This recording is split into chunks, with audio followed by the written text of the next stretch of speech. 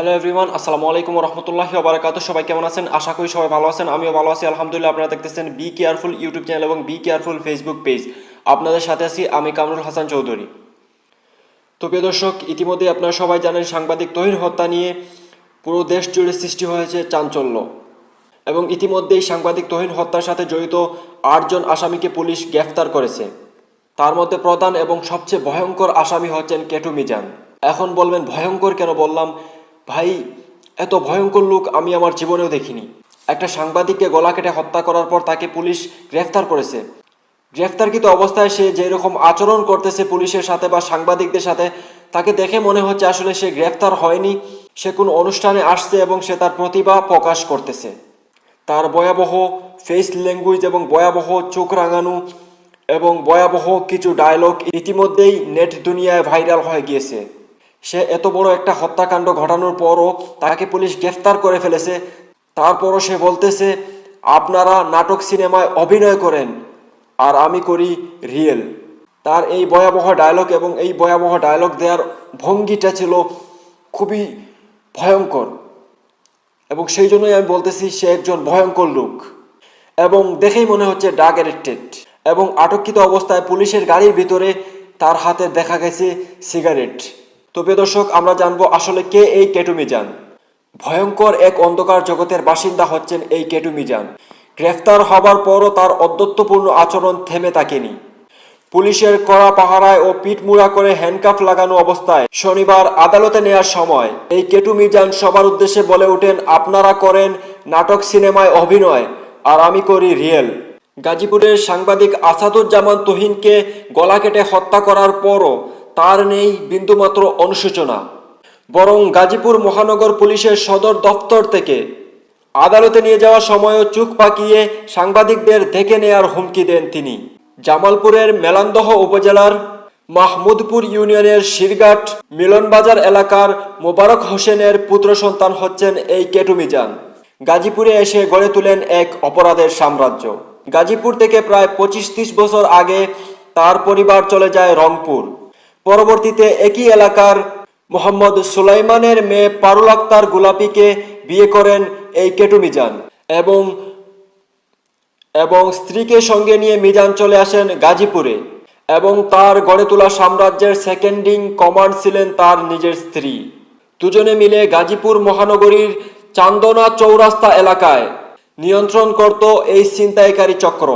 এদের গ্রুপের সদস্য ছিলেন পাবনার ফরিদপুর উপজেলার সোনাহারা গ্রামের স্বাধীন, খুলনার সোনাডাঙ্গা উপজেলার ময়লাপোতা এলাকার আলামিন, কুমিল্লার হোমনা থানার অন্তরপুর গ্রামের শাহজালাল, পাবনার চাটমোহর থানার পাঁচবাড়িয়া গ্রামের ফয়সাল হাসান, শেরপুর নকলা থানার চিতলিয়া গ্রামের সাব্বির সুমন এবং 30 সালের শহীদুল ইসলাম।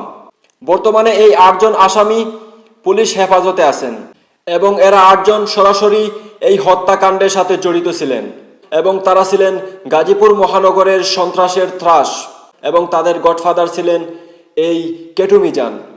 আমরা সবসময় সিনেমায় দেখেছি, সিনেমায় অনেকগুলো ভিলেন থাকে এবং তাদের একজন গডফাদার থাকেন, আর এই বাস্তবতার কাহিনীর মধ্যেও একজন গডফাদার ছিলেন, আর সেই গডফাদার হচ্ছেন এই কেটু মিজান।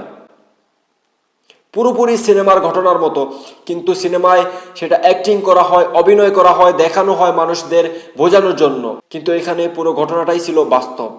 আর তার চেয়েও ভয়াবহ বাস্তব হলো তাদের এই আচরণগুলো। তারা পুলিশ হেফাজতে থাকার পরও এমন ভয়াবহ আচরণ করতেছে এবং এমন ভয়াবহ কথা বলতেছে, তাতেই বোঝা যাচ্ছে তাদের কি কনফিডেন্স, তাদের কি আত্মবিশ্বাস।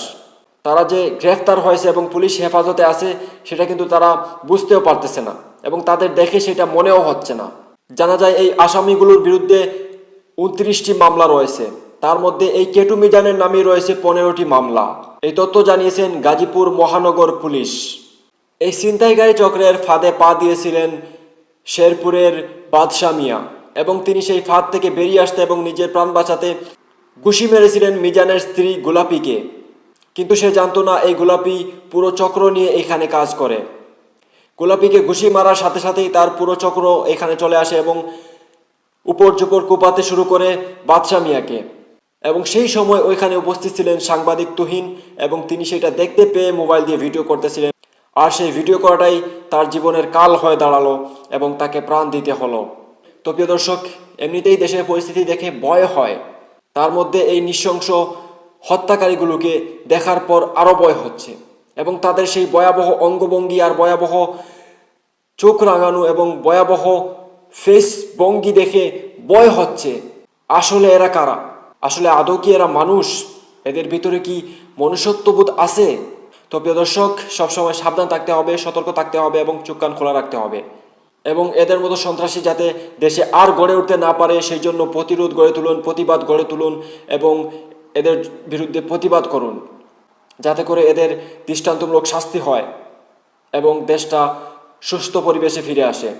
তো প্রিয় দর্শক, আজকের মতো এই পর্যন্ত। সবাই ভালো থাকুন, সুস্থ থাকুন। দেখা হবে পরবর্তী প্রতিবেদনে। আল্লাহ হাফিজ। আসসালামু আলাইকুম ওয়া রাহমাতুল্লাহি ওয়া বারাকাতুহু।